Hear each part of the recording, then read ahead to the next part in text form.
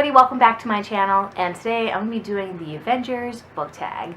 I saw Kaylee over at Books for MK did it, and I saw a couple other people do it, and I was like, no, that's a fun tag, and I recently saw Avengers Infinity War, and I freaking loved it. I loved it so much. Of course, I have my own theories of how this series of movies is going to progress, but I'm not going to say anything because I don't want to risk spoiling the movie for anybody else who hasn't seen it yet. The original tag was created by Super Space Chick. I'm going to leave that video down below, and I'm going to leave Kaylee's video from Books from MK's down below as well. Now, question number 1. Iron Man / Tony Stark, a book that made you laugh out loud. Now for this question, I have written down Furiously Happy by Jenny Lawson. This is a memoir about Jenny Lawson's journey with her mental health, and she goes on a very, very hilarious take on it. It's very relatable, and it's to the point where when you're struggling with something, if you don't laugh about it, you're just going to cry about it. And as someone who is struggling with their own mental health issues, this was just a breath of fresh air for me. And it is very funny, and I highly recommend it. I actually listened to this as an audiobook, and I recommend that as well. Question number 2, Captain America / Steve Rogers, a book that sends a positive message. And for this question, I have Witch Boy by Molly Ostertag. This is an art that I received from last year's BE and BookCon.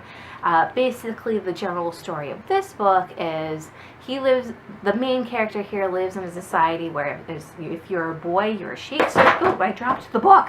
He lives in a society where if you are a boy, then you have to be a shapeshifter. That's the only power that you have. And if you're a girl, you're trained as a witch. And he has always felt more affinity for magic, doing magic as a witch. He just can't shapeshift. And in this community, that's a huge problem. The end message here is very positive, because in the end, you can only accept yourself for you. You can't fit yourself in other people's expectations. Question number 3, Black Widow / Natasha Romanov, a book with a kick-butt female protagonist. And for this question, I have listed here as Alana from Saga, written by Brian Vaughan. This is a comic book series where the overall story is the universe rather, is at war. The two sides are the wings and the horns. They actually have names, these species, but I can't remember what they are. But people call them the wings or the horns, like what side are you on? And a woman from the wing side is Alana. And there's a guy from the horn side, and I'm spacing on his name. Well, she's a guard, and she was watching over him. He was a prisoner of war, and they fall in love, and then they escape the prison. And they end up having a child together, and they're being hunted down because it is a huge no-no that they've reproduced. And both sides are trying to hide the fact that this creature, or this child, they're calling it a creature, but it's obviously a child, this interracial child, exists.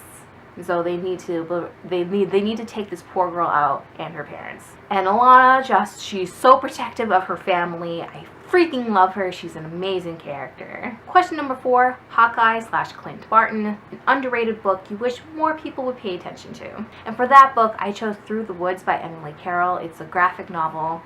It's kind of like, it's a series of spooky stories, and I thought it was so wonderfully done. I think it's the perfect fall / Halloween read. And even though it's a graphic novel and it doesn't have the same build up as your typical horror story, the imagery itself was very spooky. It didn't need the heavy-handedness of words to adequately display how creepy and spooky it could be, or it was. It was lovely, and I would recommend this. And I think it's really underrated, and not enough people talk about it. Question number 5, Hulk / Bruce Banner, a book that made you incredibly angry. And for this question, I have Salem's Lot by Stephen King. I read this during last Halloween season, and I did not have the same reaction to it that I did with Through the Woods. I disliked this book wholeheartedly. It's basically a Dracula retelling in this main town, and there was just too many people that Stephen King wanted to talk about. Like most Stephen King's books, it's a really thick book, and 3/4 of the way, the dude is still introducing people, and They were all terrible people too. There was, of course, exceptions to the rule. Like, the main character was a decent guy, but they were all, most of them were so bad that I was rooting for the freaking vampire. I wanted him to take everybody out. And because I hated these people, I kept getting really angry at the people and at the book itself. It just... Question number 6, Thor, a book with a character whose strength you admired. And for this question, I automatically thought of Sanja from Chinko by Min Jin Lee. This book follows her and her family. She becomes an unwed mother, and she eventually marries somebody else because the father of her child is already married. And as soon as she finds that out, she like kicks him to the curb, and I was so proud of her for doing that, because this takes place in like I want to say 1940s, possibly earlier. Obviously at this point in time, being an unwed mother was a huge problem, as she could have easily pretended to marry him, especially since his wife is actually in Japan and she was in Korea. So she easily could have pretended everything was fine, but she didn't. She like stuck to her own moral compass. And then when she marries this other guy, she immigrates from North Korea. She immigrates to Korea, to Japan, and her life in Japan was nowhere near easy. She was a character that I just respected so freaking much. And the last question, which is a bonus question, Loki, a book with a twist or surprise that tricked you. And for that I actually have this book. I have We Were Liars by E. Lockhart. This book follows a group of friends in their vacation spot, and something happens to the main character, but she can't remember what happened to her. She just knows that she had a head injury, and no one is the same around her. And so she's trying to figure out what happened, and she's trying to figure out why no one wants to hang out with her. And she's trying to figure out why her family's been weird around her. And you find out that something horrendous has happened to her, but as the story is going on, you know in the back of your mind that this thing is really bad, like something really bad happened to her. You don't know what that is until the very end, and I had all these theories, all these thoughts, and I was nowhere near right. And it's a sad book, and I freaking loved this book. I loved the twist at the end.